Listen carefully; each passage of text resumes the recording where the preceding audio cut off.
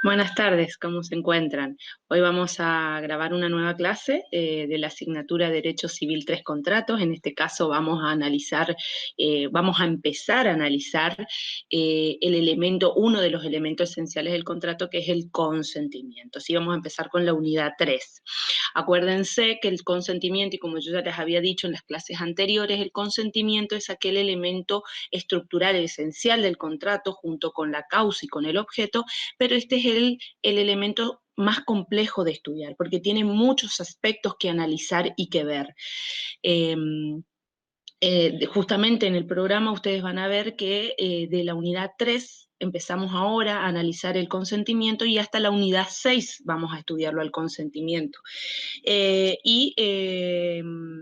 Sí, y justamente en la unidad 7, fíjense que los otros dos elementos del contrato, el objeto y la causa, lo estudiamos en la unidad 7, en una misma unidad estudiamos los dos, porque son mucho más sencillos, y aparte nos remite a la parte de actos jurídicos, ¿sí? Que ustedes estudiaron ya en Civil 1. Entonces, justamente, este elemento es el que por ahí más tiempo le tenemos que dedicar y entender bien todos los distintos aspectos de análisis. Hoy vamos a hacer varios videitos y distintos videitos analizando cada punto. En la unidad 3 vamos a hacer este primer video en el que vamos a analizar la parte de manifestación negocial. Principalmente acá lo que vamos a ver, vamos a recordar y rememorar, vamos a traer a la memoria cosas que ya estudiamos nosotros en Civil, o que ustedes ya estudiaron en Civil 1 y Civil 2, ¿sí? La voluntad, cómo se manifiesta, el tema de los actos voluntarios, elementos internos, vamos a tocar varios puntitos y obviamente vamos a ver qué pasa en aspectos particulares del contrato. Pero en general, la mayor parte que vemos hoy es justamente traer a la memoria aquellas cuestiones que ya estudiamos en otros civiles, ¿sí? Bien, les comparto, vamos a empezar compartiendo así la filmina. Hay algunas filminas, ustedes van a ir viendo que hay algunas filminas que yo las voy a pasar de largo, porque por ahí ustedes las tienen, yo se las compartí.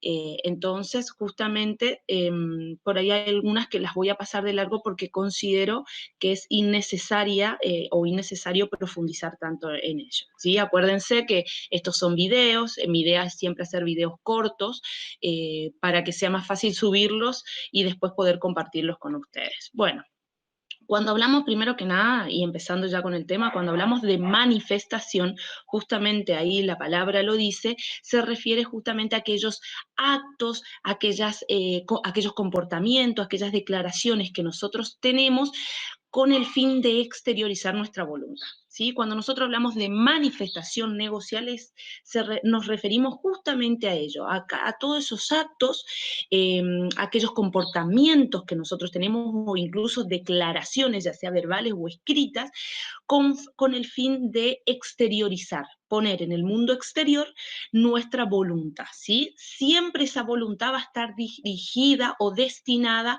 a lograr o a cumplir, ¿no es cierto?, con el acuerdo de voluntades, perdón, con el acuerdo de voluntades que va a conformar el consentimiento. Por eso yo ahí al final les pongo como un cuadrito y le pongo la voluntad exteriorizada. Acuérdense que la voluntad es interna, ¿no es cierto? Entonces la voluntad exteriorizada, manifestada, ¿sí? Expresada, siempre dirigida a un fin que va a ser el de lograr la celebración del contrato. Entonces esa voluntad interna que se exterioriza, que se manifiesta, que se expresa al exterior y siempre encaminada hacia un fin, es lo que va a formar el consentimiento, ¿sí? Por eso justamente vuelvo a decir, les puse voluntad con los dos requisitos, es igual al consentimiento.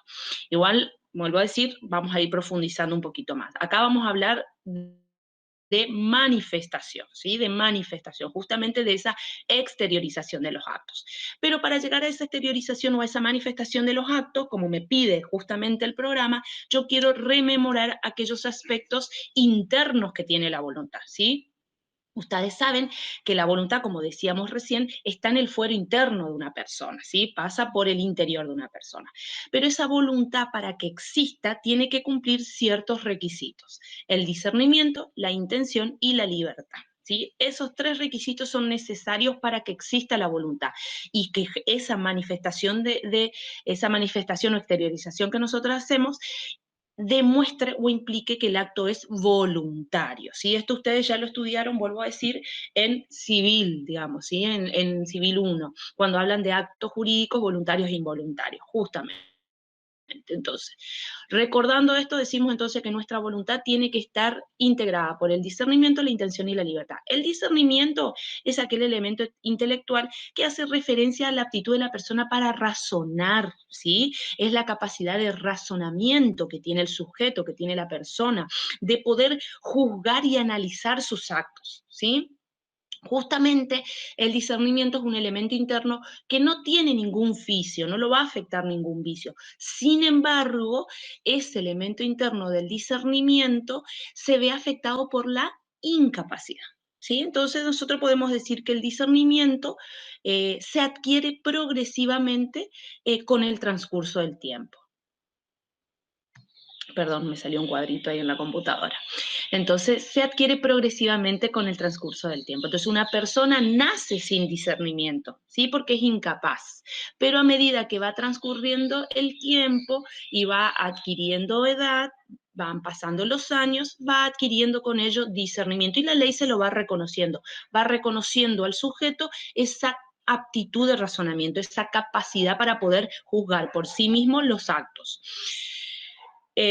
Bueno, no vamos a entrar a profundizar, pero bueno, ustedes saben que así hay personas que teniendo la aptitud, o mejor dicho, personas que a lo mejor este discernimiento no adquieren nunca este discernimiento por problemas de salud, ¿sí? No adquieren nunca la capacidad para discernir o el elemento interno de la voluntad del discernimiento y por eso siempre están sujetos a una representación, ¿sí? Y hay otras personas que si bien adquirieron en algún momento el discernimiento por cumplir la mayoría de edad y considerar la ley, considerar que son personas con la aptitud suficiente para razonar, para juzgar sus actos, pueden perderlas por razones especiales, ¿sí? Pero bueno, eso volvemos a decirlo, ya es algo que lo estudiaron, así que no viene a este caso. Ahora bien, ese es el elemento entonces intelectual, decíamos el discernimiento, la capacidad de razonar, de entendimiento que tiene la persona, la capacidad para juzgar sus actos. Ahora bien, después tenemos la intención, es otro elemento.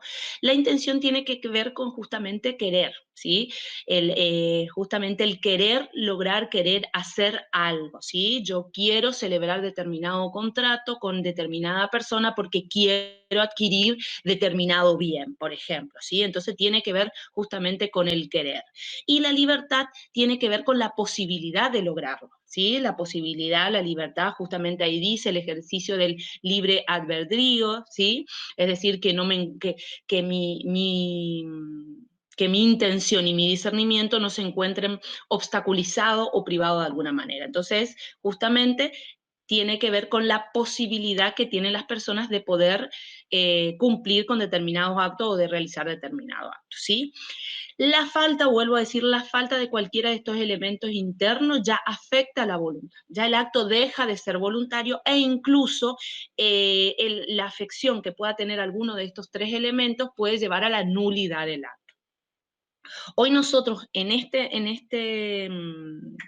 justamente en este video, en esta clase, lo que vamos a estudiar es la forma de manifestación de la voluntad, ¿sí? Que sería el aspecto externo de la voluntad. Nosotros recién vimos los elementos internos, porque esa voluntad pasa por el fuero interno del sujeto, vimos los requisitos que deben cumplir, ¿sí? Ahora nosotros decíamos recién cuando hablábamos de manifestación negocial, que la manifestación negocial es la exteriorización, ¿sí? Es todo acto, toda manifestación, todo comportamiento que tiene el sujeto con el fin de manifestar, de exteriorizar esa voluntad. Muy bien. Partiendo del artículo 971, bueno, este por ahí es un tema que va a quedar mucho más claro cuando estudiemos la unidad que sigue, que hablamos de oferta y de aceptación, ¿sí? Pero tanto la oferta como la aceptación son declaraciones unilateral de voluntad, ¿sí? La oferta y la aceptación son declaraciones unilaterales de voluntad, es decir, porque el oferente, en el caso de la oferta, es el oferente el único que manifiesta en forma unilateral su voluntad, ofreciendo, proponiendo algo. Y obviamente la aceptación también es el es la declaración unilateral de voluntad del sujeto aceptante, ¿no es cierto?, del aquel a quien fue dirigida la oferta. Pero en ambos casos se caracterizan por ser recepticio, ¿sí? Tanto la oferta como la aceptación tienen este carácter recepticio. ¿Qué quiere decir eso? Que está dirigida a una persona determinada. Después nosotros vamos a ver la acepción, vuelvo a decir, en la clase que viene, o en la unidad que viene, mejor dicho, cuando estudiemos oferta y aceptación. Pero que hay ofertas en las que no va a estar, como la oferta pública, que no va a estar dirigida a persona determinada. Pero en principio el código exige que para que una oferta sea considerada como tal, tiene que estar dirigida a una persona determinada o determinable. Es lo que de algún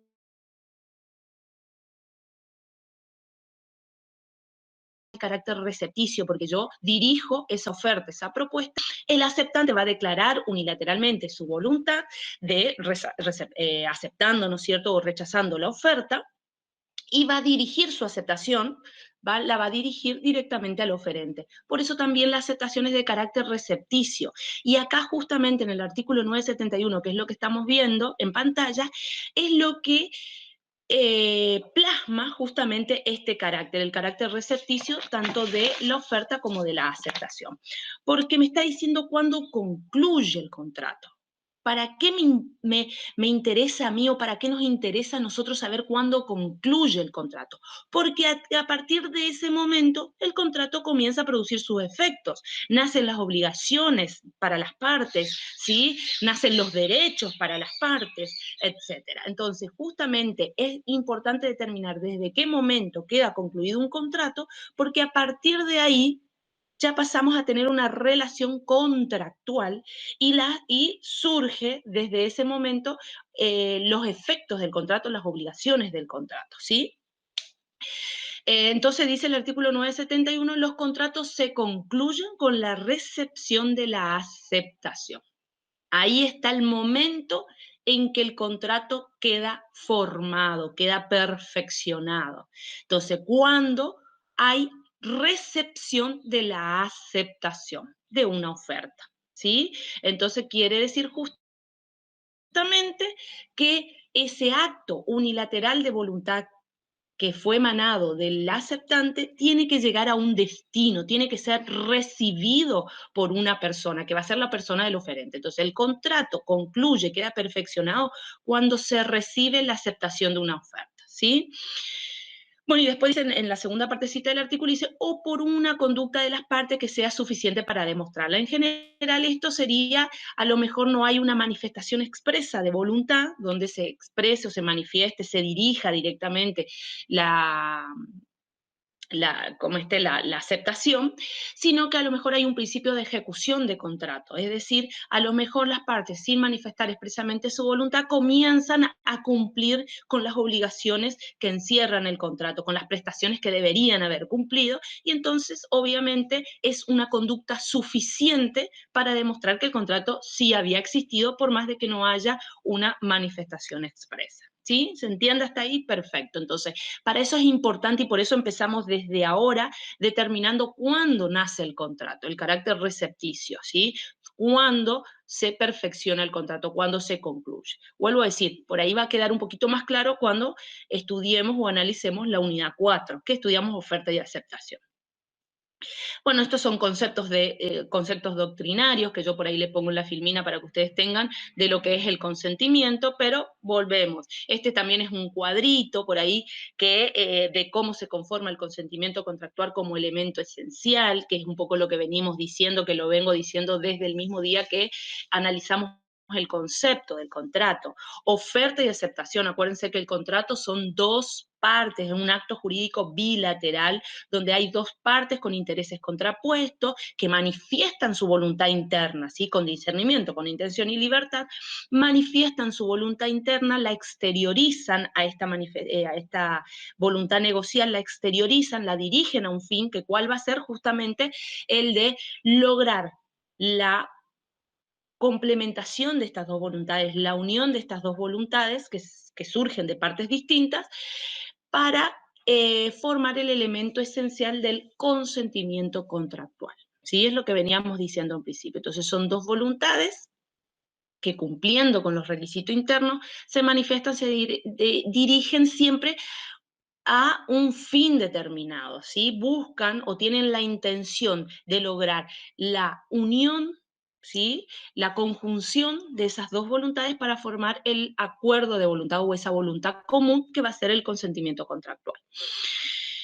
Bien, ¿qué dice el artículo 262? Y ahí, esperen, yo siempre siempre se los recalco en todas las clases y por ahí se los vuelvo a decir, estudien con el programa, siempre con el programa en la mano. Yo para dar mis clases, aparte de ponerle la filmina para que ustedes se guíen, para usarlo más que nada para guía de ustedes, para que ustedes sepan de qué es lo que yo estoy hablando, a qué artículo estoy haciendo referencia, porque obviamente yo de memoria todos los números de los artículos no me los sé, pero siempre la guía tiene que ser el programa, ¿sí? El programa de la materia.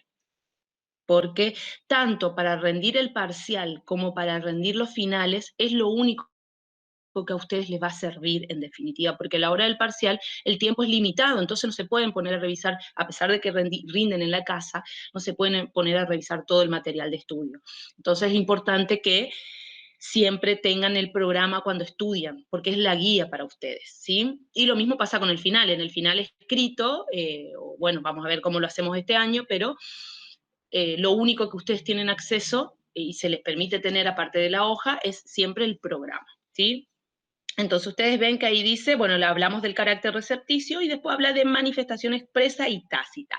Y ahí nos remite el artículo 262, es decir, nosotros lo que analizamos ahora, vuelvo a decir, son artículos que están en la parte de acto jurídico. Fíjense, acto jurídico, que es el género, y el contrato es una especie dentro de ese acto jurídico. Acuérdense siempre de la naturaleza jurídica del contrato. Entonces, obviamente que todas las normas que regulan el acto jurídico se aplican a los contratos.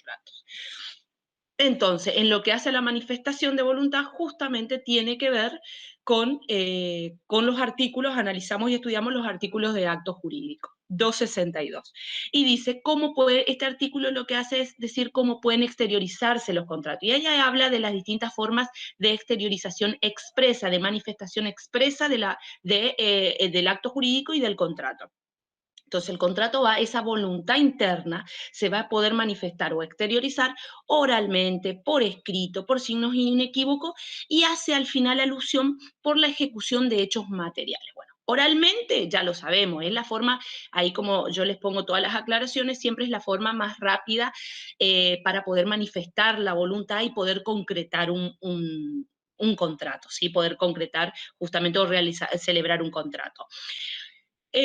Obviamente esto se da siempre en los contratos, por ejemplo, en las compraventas manuales o en aquellos contratos en los que eh, no necesitan ninguna formalidad expresa, ¿sí? Por eso es una forma informal, es rápida, pero también obviamente es insegura, ¿sí? Porque no hay prueba al hacerlo oral, al hacerlo verbalmente, que puede ser personalmente, o sea, delante de una persona, también puede ser por teléfono, es una forma oral de exteriorizar la voluntad y de poder celebrar el contrato, pero como decíamos, es la forma más insegura también porque no hay prueba después de ese contrato, o mejor dicho, puede haber prueba, pero va a ser más difícil la manera de probarlo. Después, obviamente, está la forma escrita, esa es la oral. La forma escrita no necesariamente se refiere al papel, sino también puede ser por un mail, por ejemplo, cualquier constancia escrita donde justamente conste las manifestaciones de voluntad. Y ahí le hago, obviamente, la aclaración, que después lo estudiamos en la prueba, que también es un medio de prueba más confiable, da mayor seguridad, a diferencia de la oral, la escrita da mayor seguridad porque hay un documento o algún sustento que sirve de prueba, así es más confiable. Y obviamente ahí tenemos el valor probatorio varía según sea un instrumento público o un instrumento privado, ¿sí? Pero eso después lo vemos más adelante. Entonces tenemos formas de manifestación expresa de la voluntad, que puede ser oralmente, como decíamos recién, puede ser escrito, puede ser por signos inequívocos. Los signos inequívocos hacen referencia a aquellos gestos, conductas, ¿sí? Aquellos gestos o conductas que tenga el sujeto que dejan en claro hacia dónde se dirige su voluntad, ¿sí? Sin mediar palabra. Acá ya no hay ningún tipo, ni oral ni forma escrita de manifestación de voluntad. Acá ya no se manifiesta la voluntad, hay un silencio, pero hay un gesto, una conducta del sujeto que hace conocer indiscutiblemente cuál sería su voluntad. Por ejemplo, vuelvo a decir que ustedes suban a un colectivo y pongan la tarjeta, la sube por la máquina, pasen la tarjeta, sube por la máquina. Entonces, es clara, sin decir una palabra, ustedes claramente se manifiesta su voluntad o se sabe la finalidad que tiene su voluntad. ¿Sí? Es inconfundible su intención de celebrar el contrato de transporte, por ejemplo, en dicho caso, ¿sí? Perfecto. Otro caso muy típico, y como lo damos ahí el ejemplo, es, bueno, en el caso de una asamblea o de, qué sé yo, por ejemplo, en un consorcio que se hace una asamblea y, bueno, dice, bueno, a ver, los que estén a favor de, no sé, contratar un sistema de seguridad o poner cámaras en el edificio, que levante la mano. Y entonces todos levantan la mano sin manifestar voluntad, sin expresar nada. El gesto de levantar la mano ya presupone para hacia dónde se dirige su voluntad en forma indiscutible. ¿Sí? Entonces, esos son los signos inequívocos, son esos gestos que dejan en claro nuestra voluntad, ¿sí? Hacia dónde se dirige. Y en cuanto a los hechos materiales, que fue justamente algo que surge acá con la unificación del código, la mayoría de la doctrina concuerda que hace referencia a lo que es la manifestación tácita de la voluntad, ¿sí? Es aquella voluntad, aquella conducta, acá ya no es un gesto, sino ya es una conducta que tiene el sujeto que indiscutiblemente hace conocer también su voluntad, ¿sí? Entonces hace poco hay muchos autores que asimilan los signos inequívocos a la ejecución de hechos materiales y a la manifestación tácita de voluntad. Hay otros que dicen que los signos inequívocos son simples gestos, ¿sí? Como levantar la mano, como pasar la tarjeta. Y en cambio, la manifestación tácita de voluntad es una conducta, ¿sí? Ya es un comportamiento concreto del sujeto, una conducta concreta del sujeto que lleva a saber cuál sería su voluntad. Que ahora justamente vamos a analizar eso y que está en el artículo 264, ¿sí? Justamente la manifestación tácita de la voluntad está regulada en el artículo 267. ¿Y justo qué dice ahí? Dice, son aquellos actos por los cuales se puede conocer con certidumbre, ¿sí? La manifestación tácita de la voluntad son actos por los cuales las partes pueden conocer con certidumbre hacia dónde se dirige la voluntad del sujeto, ¿sí? Yo les doy un ejemplo para que se entienda. Después, bueno, la manifestación tácita la podemos relacionar mucho con el mandato tácito, por ejemplo, aquel que justamente me encomienda una tarea, el mandato, ¿no es cierto? Le encomienda un mandato, una tarea, le hace un encargo, y el mandante, al mandatario, y el mandatario, sin concretar, sin manifestar su voluntad, sin exteriorizarla, al día siguiente comienza a cumplir con los actos encomendados. Esa, por ejemplo, podría ser una forma de manifestación tácita, porque si bien él no firmó el contrato o no exteriorizó su voluntad en forma concreta o expresa por escrito o verbalmente, al día siguiente de la encomendación comienza a cumplir con las tareas encomendadas. Y entonces ya se presume que si él está cumpliendo con las tareas que le encomendó el mandante, se presume que está aceptando la celebración del contrato y por ende las condiciones del mismo, ¿sí? Otro caso, por ejemplo, es que el acreedor en un contrato cualquiera, por ejemplo, de mutuo, donde a lo mejor se hayan firmado pagarés o algún documento donde consta la deuda, el acreedor lo que decide es entregarle ese documento, entregarle el contrato, el acreedor o el deudor, donde ya se presume o se manifiesta su voluntad de que está liberando al deudor. Si le está entregando el pagaré sin cobrarlo, es una manifestación tácita de lo que lo está liberando de su obligación contractual. ¿Sí? ¿Se entiende? Es otra forma, digamos. Pero bueno, por ahí es otra forma de manifestación tácita de voluntad. ¿Mm?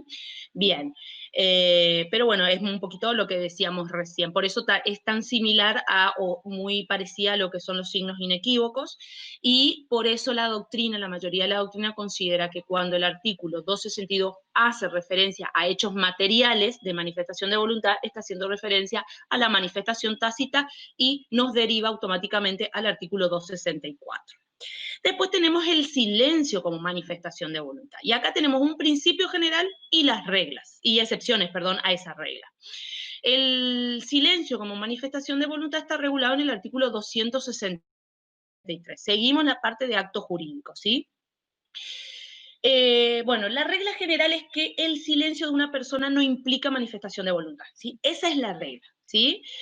No es vinculante, ahí justamente dice, el principio general es que el silencio, ¿sí? El silencio de una persona no es como dice el dicho, el que calla otorga, no es así. En el derecho no se aplica eso, porque el principio general, según lo establece el artículo 263, es que el silencio no implica una manifestación de voluntad, no es vinculante para una persona. Esa es la regla general, pero a toda regla, y ustedes ya en tercer año de la facultad y de estudiar abogacía van a saber que a toda regla siempre hay excepciones, ¿no es cierto?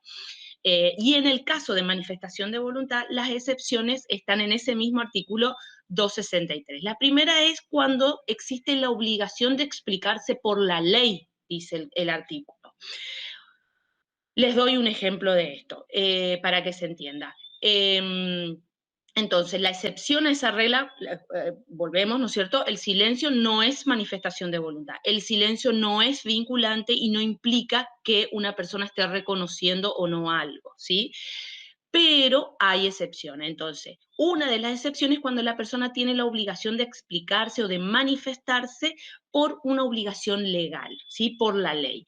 Esto puede darse el caso de que a ustedes lo citen, ¿sí? La justicia o un juez lo cite formalmente para que usted vaya a reconocer su firma en un documento privado que se está ejecutando, por ejemplo, ¿sí?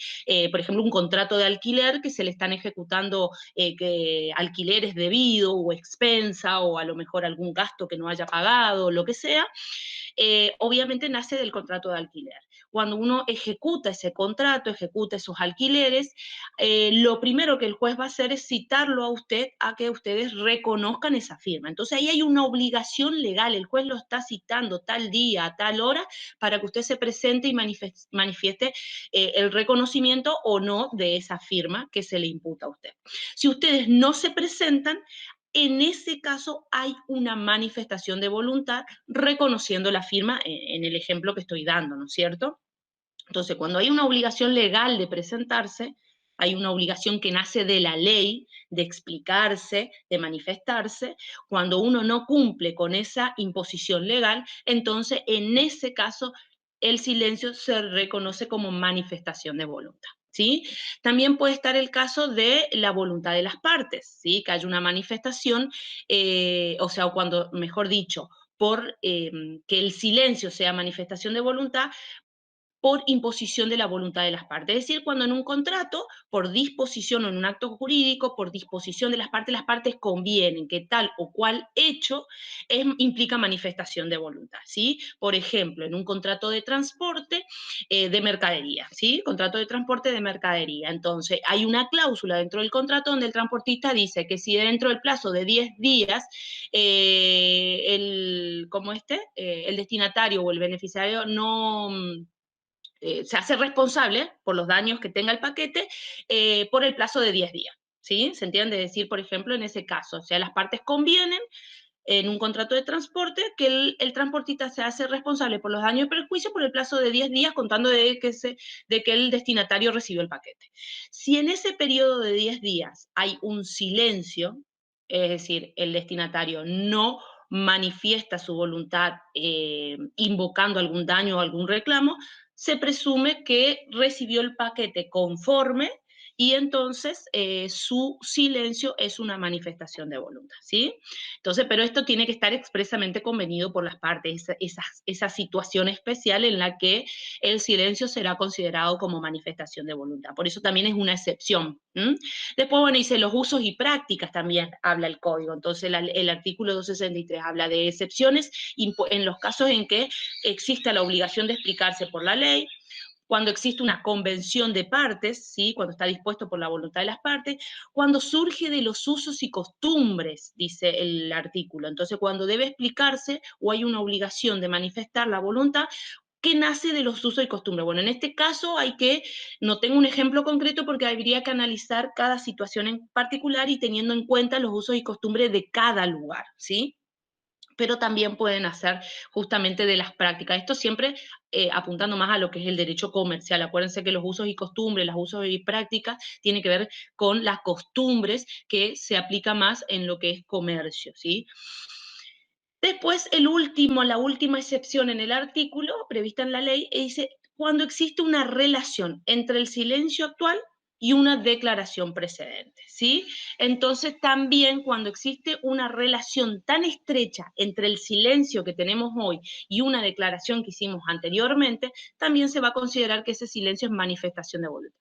Un ejemplo para decirles, pues, es un contrato de compraventa donde, por ejemplo, de un comerciante, donde el distribuidor le avisa, qué sé yo, 15 días antes, que la mercadería, o que mejor dicho, el pedido que había hecho, llegará con aumentos, un 10% de aumento, o llegará con un aumento, etcétera, etcétera, le pasa la lista de precios nuevos, o el monto total que tendría que pagar de acuerdo a los precios actuales, bla, bla. Y el comerciante no manifiesta nada, no se opone a nada y después recibe la mercadería. Entonces, justamente implica que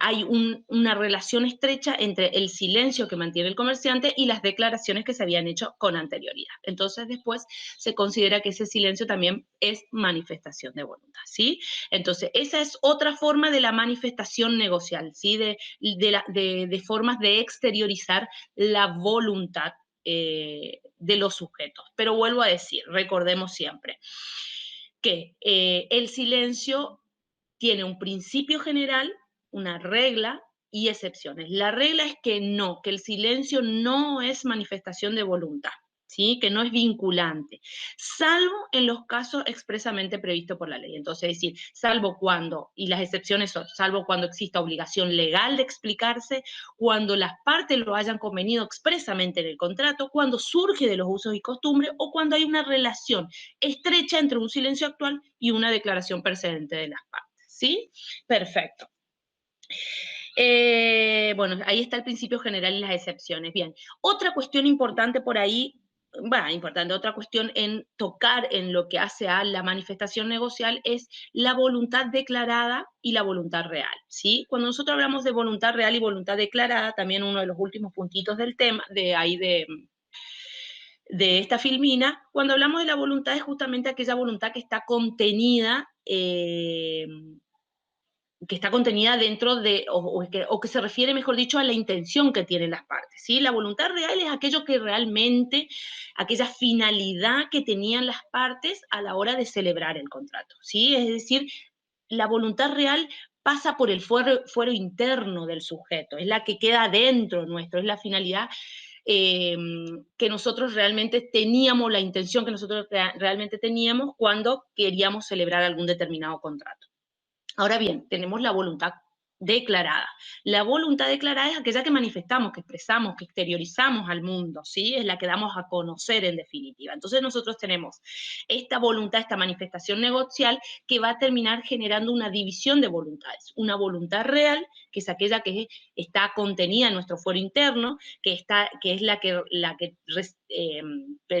se refiere a nuestra verdadera intención, y la declarada, que es la que nosotros exteriorizamos, es la que manifestamos y es la que damos a conocer, justamente. Ahora bien, cuando existe una coincidencia entre la voluntad real, es decir, lo que nosotros queremos, con la voluntad declarada, que es la que nosotros manifestamos, no hay ningún tipo de problema, ¿sí? Porque justamente hay una coincidencia, entonces no se produce ningún tipo de inconveniente y el contrato o el acto jurídico produce los fines queridos. Ahora bien, el conflicto se genera cuando hay una discordancia entre estas dos voluntades, es decir, entre lo que nosotros queríamos y lo que nosotros manifestamos, ¿sí? Ahí es cuando hay que tener en cuenta o analizar bien qué pasa, ¿sí? Porque puede ser que esta discordancia o esta diferencia, ¿no es cierto?, entre nuestro fuero íntimo, ¿sí?, entre nuestra voluntad real y lo que nosotros manifestamos o exteriorizamos, puede ser que se vea afectada, por ejemplo, por algún engaño, por alguna violencia física, o es decir, por ejemplo, que de alguna manera nosotros nos engañaron y nos llevaron a celebrar un contrato, que si nosotros hubiésemos sabido realmente cuál era la verdadera situación, o sea, no hubiésemos sufrido ese engaño, a lo mejor no hubiésemos celebrado ese contrato, ¿sí? Entonces, esa voluntad interna de lo que nosotros queríamos se vio afectada por un engaño. Entonces nosotros manifestamos una voluntad en virtud de ese engaño. Entonces, cuando existe este conflicto entre el fuero interno y el fuero externo, es decir, entre la voluntad real y la voluntad declarada, hay que analizar cada aspecto cuidadosamente, y es lo que hace la justicia cuando uno reclama algo, cada aspecto, y no en forma individual, sino en un conjunto, ¿sí? En un conjunto. Ahí dice, cuando no existe armonía entre ambas voluntades, no se ha exteriorizado lo que se quería en el fuero interno, porque a lo mejor puede ser víctima de errores, dolor, eso es lo que le quería decir. Esto también por ahí que va a quedar mucho más claro cuando estudiemos los vicios del consentimiento, los vicios de la voluntad, cuando estudiemos el error, el dolo o la violencia física o psíquica, ¿sí? Que pueden llevar a la nulidad del acto, que de alguna manera están afectando algunos de los elementos internos de la voluntad. Entonces, cuando no existe, vuelvo a decir, esta armonía o coincidencia, o cuando hay también porque esta armonía o esta falta de armonía o de coincidencia entre ambas voluntades puede surgir justamente porque se ve afectado por algún vicio de la voluntad, como yo le decía, el error, el dolo, la violencia, o puede ser también que deliberadamente una persona lo haga en el caso de la simulación. La simulación es, bueno, después cuando lo estudiemos o lo veamos más profundamente, ya igual ustedes esto lo vieron en obligaciones, puede ser una simulación de origen lícito o ilícito, ¿sí? Independientemente de ello, también hay una discordancia entre lo que es la voluntad real y declarada. Entonces, para concluir con lo que les quería decir, cuál de ellas prevalece en el caso de que no haya coincidencia o no haya armonía, bueno, la mayoría de la doctrina está, yo acá en la filmina siguiente, que no lo voy a poner ahora, no lo voy a estudiar, no lo vamos a analizar, porque si no da para hablar mucho. Hay distintas teorías, doctrinas que analizan este tipo de qué voluntad va a prevalecer. Ahora bien, en realidad, acuérdense siempre que el código habla siempre de la libertad de contratación y la autonomía de la voluntad, ¿sí? Si ustedes leyeron la Filmina 1 que yo les preparé, si bien nosotros no analizamos todos esos puntos, en esa primera Filmina ustedes van a ver que yo le agregué unos principios generales del derecho que rigen la celebración del contrato. Si bien esos principios aparecen a lo largo del análisis del programa o de la materia, del estudio de la materia, yo por ahí los pongo siempre en la primera filmina y los explico en la primera unidad, porque son esenciales que ustedes sepan y lo conozcan desde el inicio del estudio de la materia, que es la libertad de contratación, que hace a la autonomía de la voluntad, el efecto vinculante de los contratos, que hace a la obligatoriedad que tiene el contrato respecto de las partes, la facultad de los jueces, ¿sí? Y el de la libertad de formas, ¿sí? Básicamente. Entonces, estos son principios que rigen la celebración de los contratos.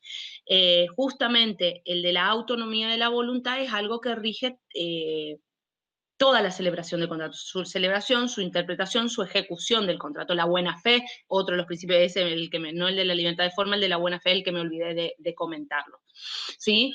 El de la buena fe, el de la autonomía de la voluntad. Entonces, la autonomía de la voluntad tiene que ver, hace referencia a la libertad de contratación que tienen las partes, es decir, la libertad de las personas de poder decidir celebrar un contrato cuando quieran, con quien quieran y sobre lo que ellos quieran. En principio, es un principio general del derecho que también tiene sus excepciones. No lo vamos a estudiar acá todavía, después más adelante. Pero que hace referencia justamente a la libertad que tienen las partes de poder contratar. No solo esta libertad de conclusión del contrato, sino también de configuración del contrato. A eso también va la autonomía de la voluntad o la libertad de contratación. ¿A qué hace referencia la libertad de configuración? A la libertad de contenido, de que las partes puedan convenir libremente cada una de las cláusulas que va a tener el contrato y que va a regular la relación contractual. Esto siempre y cuando no se siempre y cuando no se viole ninguna norma indisponible del código, no se vaya contra la moral, las buenas costumbres o el orden público, ¿sí? Siempre con el límite establecido por la ley.